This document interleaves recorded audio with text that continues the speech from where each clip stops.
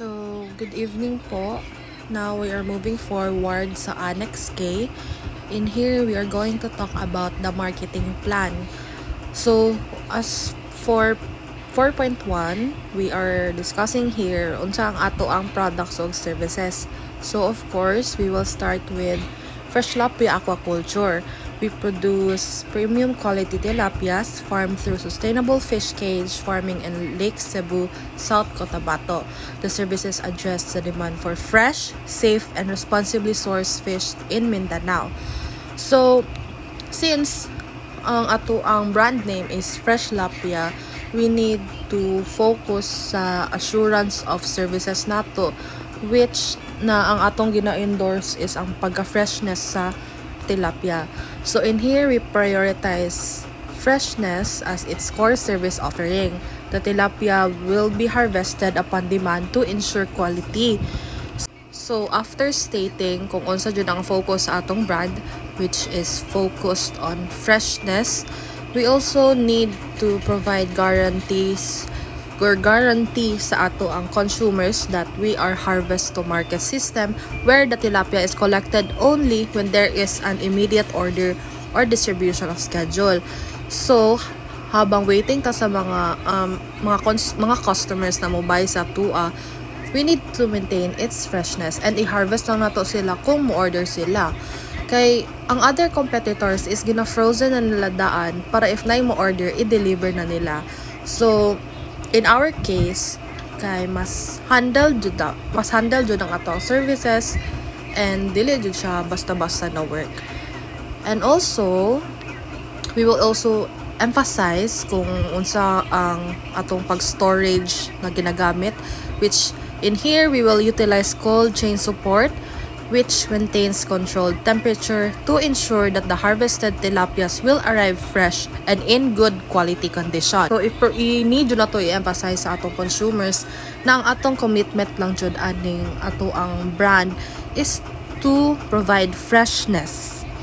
And maong different ta sa uban kay sa other competitors, they use frozen or kanong cold goods. So in here, we really emphasize on making sure na dapat fresh jud ang ato ang tilapias. Especially that these tilapias are harvested sa Lake Cebu, South Cotabato. And maybe one day nga modako pa siya into Mindanao wide. So moving on sa market readiness. In here, we are going to state na nadyo'y existing other market or other branding sa tilapia harvesting around South Cotabato.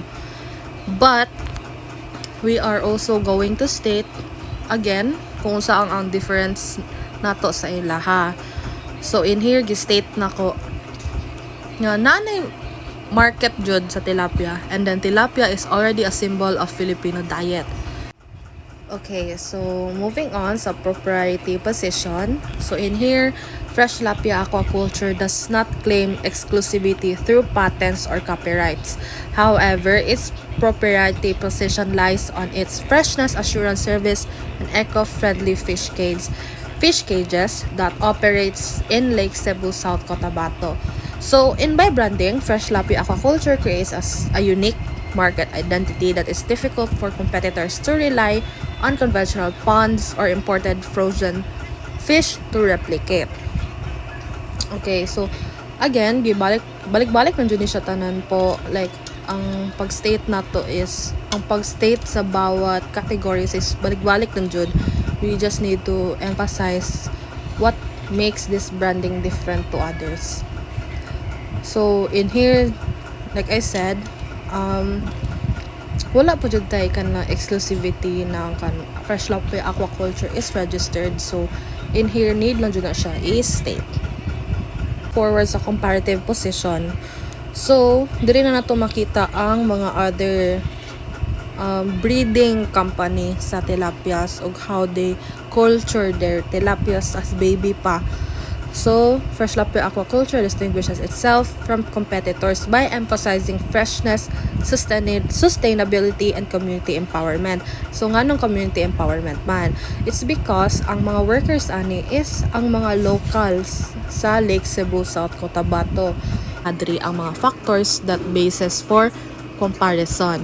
And sa right side naman, mao ni siya ang mga branding nga ga-breed or ga-culture og mga tilapias as their brand. So in terms of freshness, safety and food quality, pricing, community, mo na siya ang atuang basihan. So fresh lapia culture, mag-start na lang ta sa atuang brand. Makita nato diri ang freshness. So in terms of freshness, we will provide harvest to market delivery, which means magdako protag mga isda kung naay deliver, kung naay no order.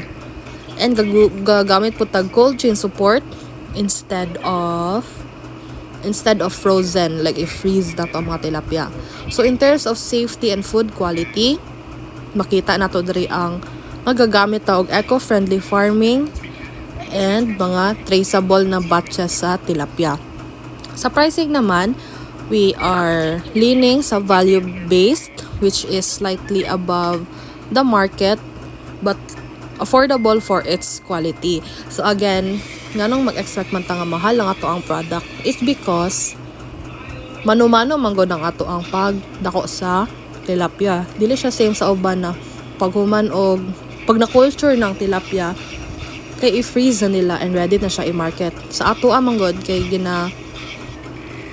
ginasala pa nato siya and gawait pa ta nga na mo order before sila i-deliver. So in terms of community, like I said ganina, nga ang ato ang community mismo ang mga trabahante diri around Lake Cebu, South Cotabato. So in comparison sa Fisher Farms Incorporated, based sa ilang freshness kay gagamit sila og locally grown tilapia but dependent on pond or cage cycles. And sa safety and food quality naman, they generally safe but limited ang transparency in practice. So habang research ko sa ilang company, wala kayo nakita nga kanang nag-state sila og safety measures regarding sa ilang company. So medyo sketchy ni siya. And so pricing naman, competitive pricing for local wet markets. And sa community, they provides livelihood but limited training programs. Sa Superb Catch Incorporated, in terms of their freshness, medyo lugi na sila kay they provide frozen ang ilang tilapias before retail. So gahulat lang sila nga i-bulk buy and then they will ship it. Moreover, sa ilang safety and food quality, na ay risk in shortage and transport. And also, since frozen man, limited lang ang iyang traceability. So in terms of their pricing, they are often cheaper due to imports and bulk pricing. So kani siya nga company kay dinagko na gud siya. So murag di na ka siya matanaw gani kaayo since big batches nang ilang gina-produce. And also silang community kay wala kayo sila gina-hire depends sa ilang location. So moving on to Alson's Aquaculture Corporations. In terms of their freshness, nadara ang fresh tilapia in bulk. So, ga-harvest sila in schedules. What makes it different is, ang atua is, mano-mano jud. And kani sila kay corporations namang good. So, they really produce fresh tilapia in bulk para ibaligya nila sa mga markets or supermarkets. So, in terms of their food and safety and food quality, nadara ang industrial scale operations but with less consumer level traceability. So in terms of their pricing, they are, since corporation man sila, they are more focused on bulk, wholesale or contracts. So in terms of their community, they're also minimal integration and also profit driven since again corporation na sila. Analysis. So sa macro environment analysis, according to Kotler and Keller 2016, in order for industries to preserve their competitiveness and resilience, they need to adjust the external dynamics. These criteria not only influence market potential for fresh lapia aquaculture, but they also affect operational risk and the company's capacity to remain sustainable over the long term. So the macro environment is composed of more extensive forces including political, economic, social, technological, and environmental conditions which have an impact on every aspect of the market. So the fresh lapi aquaculture, these factors include number one, ang political factors. So in terms of political factors, government support provides a favorable backdrop for aquaculture growth in the Philippines, especially that the government agencies such as the Department of Agriculture and the Bureau of Fisheries and Aquatic Resources, or also known as BFAR, have continuously implemented programs to support fish farmers, training programs, and extension services. So, as per Fresh Lapia Aquaculture, strict adherence to such legal frameworks is both a challenge and opportunity. Even if it increases operational responsibility, it also enhances credibility with consumers who increasingly promote safe and sustainable food sources. Since ang ato ang company is leaning into freshness of the tilapias, which mao man na ato ang brand name, we are really need to follow sa strict adherence of rules that provided by such government agencies like BFAR or DENR para ma-maintain nato ang pagka-ethical sa ato ang branding. Next is the economic factor. Tilapia is one of the most affordable sources of protein in the Philippines, making it a staple in households' diets. Digital pod. In terms of operations and marketing, so kabalo naman tayo nga i-post sa FB and etc. etc. So in terms of environmental factors, environmental space remains both an opportunity and a challenge for aquaculture. Kay issues such as climate concerns, water pollution, and emergence of any diseases, so ma-force yung tag-adapt sa eco-friendly practices para dili pod mubalos si Mother Nature sa atoa, especially that ang brand dili ma-risk niya ang image sa Lake Cebu, and since sikat naman siya, this is an advantage sa atoa in terms of market demand kay sikat na daan ang name, and if we tie it sa atong brand which is Fresh Lapi Aquaculture, maybe naadjud siya advantage sa ato ang end. So now we are moving forward sa industry analysis. So, unsa man ang description sa atong industry. In here, gi-mention na pod, Fresh Lapi Aquaculture operates within the aquaculture industry, which is under the Philippine Standard Industrial Classification that falls under Section A, which is agriculture, forestry, and fishing.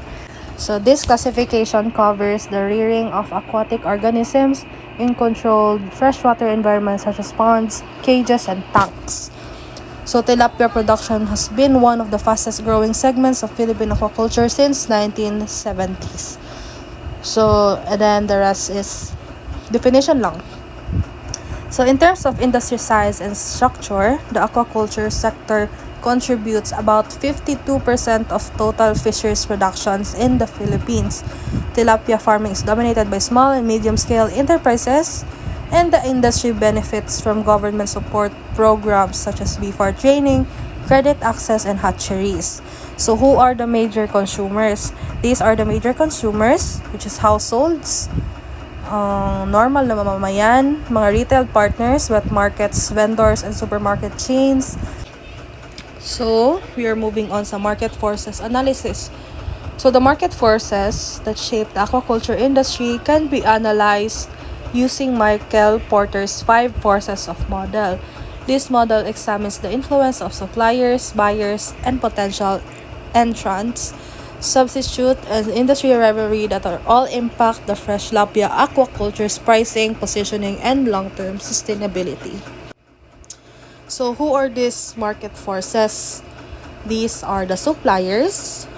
We all know suppliers play an important role in the tilapia aquaculture industry, particularly in feed manufacturers and fingerling producers.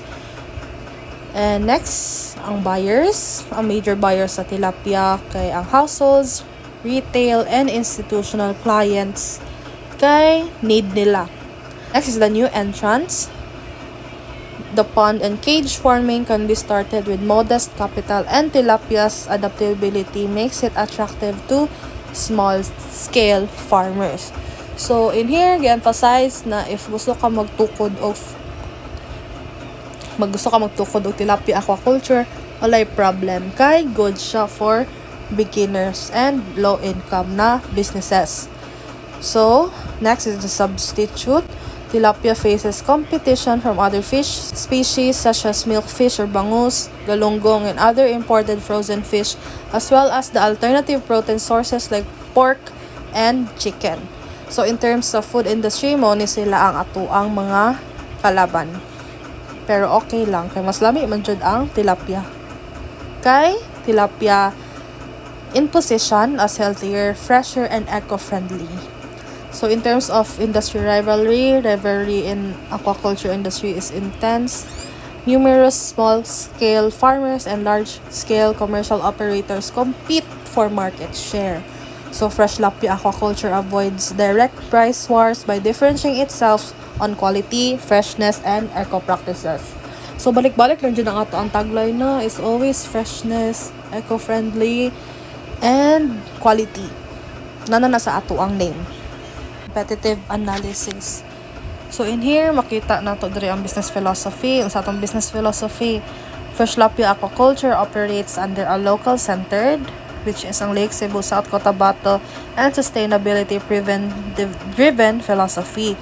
It emphasizes freshness, assurance services, eco-practices, and local fisher-folk empowerment. Ang product line depth naman is ang fresh tilapia aquaculture offers three primary product categories: live tilapia, freshly chilled tilapia, and processed tilapia, which is ang cleaned and gutted, like ikuan siya bones. So, this business also aims to expand into value-added products such as fillets and ready-to-cook packages. So, sa research and development, one of the most critical factors that determines the long-term plan of aquaculture industry is competitiveness. For aquaculture, the R&D is centered on the application of modern fish cage farming system in Lake Cebu, combined with innovations in cold chain logistics to preserve food quality and ensure freshness from harvest to market. Okay, so cage farming has been proven to be one of the most efficient methods for tilapia culture kaya ma-monitor ang fish health compared to traditional pond system, and it also reduces the risk of stunting and uncontrolled breeding, which enables fresh tilapia aquaculture to guarantee uniform sizes and consistent product quality. So, next is ang market reach and distribution. In here, fresh tilapia distribution is currently concentrated in South Cotabato and nearby provinces in Mindanao as well, with expansion plans targeting regional supermarkets in year 3. Pero sa year 3 pa na. So, branding and positioning, naadariya ang ato ang slogan, which is ang taste right, grow right, emphasizing freshness, sustainability, and community empowerment. So, sa ato ang pricing strategy, fresh tilapia aquaculture adopts a value-based pricing approach which is slightly higher than traditional pond-raised tilapia to reflect superior freshness and quality, but still able to be accessible sa households. So, gi-emphasize nato nga medyo taas-taas dyan natong pricing, kay mas meticulous man po na ato ang branding since we are offering fresh and quality na tilapia and dili frozen. So, fresh tilapia aquaculture's pricing strategy is distinctive since it integrates consumer perceptions of value with sustainability-driven differentiation. By communicating the added value of freshness, eco-friendly practices, and community support, mo ni siya ang mga factors basis for comparison. Unsang ilang business philosophy, product line depth, R&D and technology, market reach and distribution, branding and positioning, and pricing strategy. So first, mag-start ta sa fresh tilapia aquaculture. So, unsa mo itong business philosophy? Again, we are sustainability-driven, freshness assurance, eco-friendly cage farming, and community support. Sa fisher farms naman, they are large-scale, profit-driven, focuses on efficiency and nationwide. Sa Alsace Aquaculture Corp naman, they are regional operator, bulk supply, and wholesale contracts, prioritizes production scale over community impact. So sa product line we are live and fresh tilapia, freshly chilled, processed, clean and gutted, possible expansion in our third year. Sa fisher farms, they are wide product line, tilapia, bangus, shrimp, processed seafood for retail and export. Sa Alsace Aquaculture naman, they offer narrower products. They offer mainly tilapia and bangus that puts emphasis on them sa wholesale markets. Sa R&D technology, scale across multiple products. So in terms of Alsons, they are offering bulk pricing with lower per kilo rates for wholesalers and supermarkets. So kinsa man nga to ang target market. So in terms of target market, sa tilapia, the number one jud dira ang households kay this population represents the largest consumer group. Next is ang institutional buyers such as restaurants, catering services, hotels, supermarkets, and demand bulk orders. So based on the market research in similar regions, it is estimated that 40% of the targeted households will try tilapia from Fresh Tilapia Aquaculture in the first year. Marketing programs and strategies. So Fresh Tilapia Aquaculture's marketing strategy is built around its commitment to freshness, sustainability, and community support. So the company positions itself as a premium yet affordable tilapia brand that can meet the needs of households, institutional buyers, and retail partners in Lake Cebu, South Cotabato.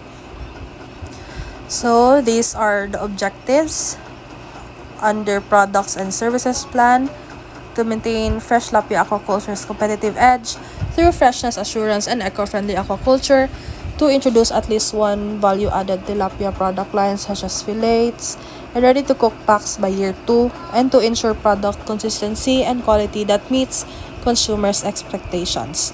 And lastly, to implement value-based pricing slightly above traditional pond-raised tilapia but justified by freshness, quality, and sustainable practices. So, unsa man atong plan sa communications? This is to raise awareness of Fresh Tilapia Aquaculture as a trusted fresh tilapia brand in South Cotabato and across Mindanao, to create a loyal consumer base through consistent branding and promotional activities. So what are the action plans in terms of advertising? This is to emphasize taste right, grown right, that highlights freshness, sustainability, and community support, to focus on local setting and social media such as Facebook, Instagram, business campaigns, to reach households and restaurants. And also to ensure campaigns with targeted ads specific time before holiday periods where fish such as tilapias are in high demand. So next, in creative strategy, so to follow brand's core promise, taste right, grown right, to assure freshness from harvest, never frozen, raised through eco-friendly cages in Lake Cebu, South Cotabato with transparency. And that's it. So in terms of creative plan, again, followed sa slogan, to showcase the beauty of Lake Cebu, South Cotabato. The campaign video can be shot through drone and close-up shots of Lake Cebu through Fresh Tilapia's aquaculture's cages, to show how the fisher folk works with the fresh tilapia, setting up the controlled temperature, and to showcase how to deliver it the same day and the harvested date.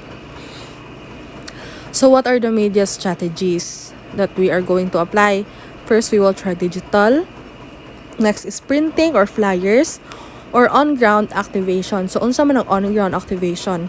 This is kanang mag-meet and greet sa mga tao, like mo try og mga mo apil og mga food bazaars, like we are going to offer them sa atong product for free so that they could try for free. So next, so we all know sa mga digital media, Facebook, Instagram, YouTube, and flyers kay mao ni ang market banners, store signages, and flyers. and on-ground activations kay wet market, supermarkets, and community trade events that consist 20% of our face-to-face marketing. So, in terms of media plan, Fresh Lapi Aquacultures outlines the specific timing, placement, and execution of the advertisement. So, sa year 1, mo ni siya ato ang target. In terms sa digital media, daily to weekly postings. Sa flyers naman, months to year, since dugay man siya mag-wear out. Sa wet market activations, kay mas better ni siya kay face-to-face, maybe twice a week. So, sa mga tong placement ani, kay within Lake Cebu, South Cotabato, or Coronadal, or just around wet markets and retail fish stalls. And dira ang description kung unsa ang ato ang i-video. So sa year 2 naman, since no naman ta sa digital, we are encouraged to always post and sa flyers and posters and tarpaulin every quarter na lang. Sa wet market and supermarket activations, maybe twice a week or every week. So sa year 3, nata sa consolidation stage, which dugay-dugay na. So, in terms of digital advertising, ang duration na to ani is posting of anniversary videos highlighting fisher folks and other workers. Ang placement is Mindanao-wide na. And sa YouTube weekly, Mindanao-wide also, flyers monthly. Kaya i-post siya sa public markets, barangay centers, and food stalls. Wet market and supermarkets, maybe monthly or every 2 weeks or every 3 weeks. This caters top 8 wet markets across South Cotabato, Jensan, and Davao region. Sa supermarkets naman, KCC Mall, Gaisano, and Pure Gold, Jensan. So these activations secure Fresh Lapi's permanent stall placements in strategic public markets, ensuring steady visibility and accessibility for consumers. So, sales promotion is to enhance market visibility and preference for Fresh Lapi Aquaculture's brand across wet markets and supermarkets in Mindanao, to strengthen repeat purchases and customer retention, and etc. So, sa public relations, important din siya to build relationship with local governments, cooperatives, highlighting Fresh Lapi's role in community livelihood in Lake Cebu, South Cotabato. So, in terms of marketing programs and strategy, our research plan for Fresh Lapi Aquaculture serves as a vital component, ensuring that marketing strategies remain adaptive and aligned with consumer needs. So this study will also focus on understanding the evolving needs and preferences on a target audience. Fresh Lapi Aquaculture's target market includes households, restaurants, wet market vendors, and institutional buyers that prioritize freshness, cleanliness, and affordability in their purchasing decisions. So these positions allows Fresh Lapi Aquaculture to adapt to changing market conditions to ensure freshness and quality raised tilapias in Lake Cebu, South Cotabato. So muna siya ang research plan.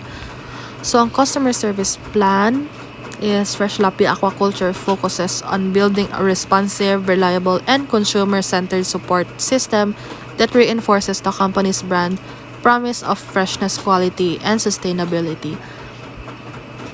So the primary objective of this plan is to achieve high standard of responsiveness and service reliability, that consumers' inquiries and concerns are addressed promptly and professionally. So now, we're moving forward sa sales management plan. Dito na ito makita ang brand awareness into actual sales.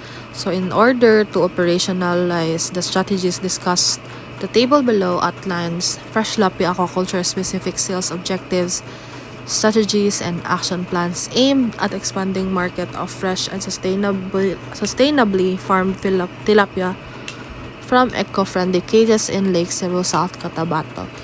So what are the objectives? Objective 1 is to establish a strong sales foundation and achieve initial market penetration in South Cotabato within the first year operations. So sa strategy 1, so sa objective 1, natay tuha ka strategy. First is ang conduct extensive wet market activations and direct selling to households and retailers. Strategy 2 is to build and maintain partnerships with local vendors and cooperatives for consistent product distribution. So sa matong button, para ma-achieve na siya, we must organize weekly market sampling and live fish demonstration in Coronadal and Polomolok, distribute flyers, and implement the Taste Right, Grown Right awareness campaigns to build brand familiarity and to secure supply agreements with at least 5 retail partners of or wet market vendors during the first 6 months. So, Objective 2, it is to expand and strengthen fresh lapia sales coverage in Mindanao by the second and third years while increasing repeat purchases and institutional partnership. So, sa Objective 2, natay duha ka strategy. First, structured sales programs and pricing incentives to institutional buyers such as restaurants, supermarkets, and caterers.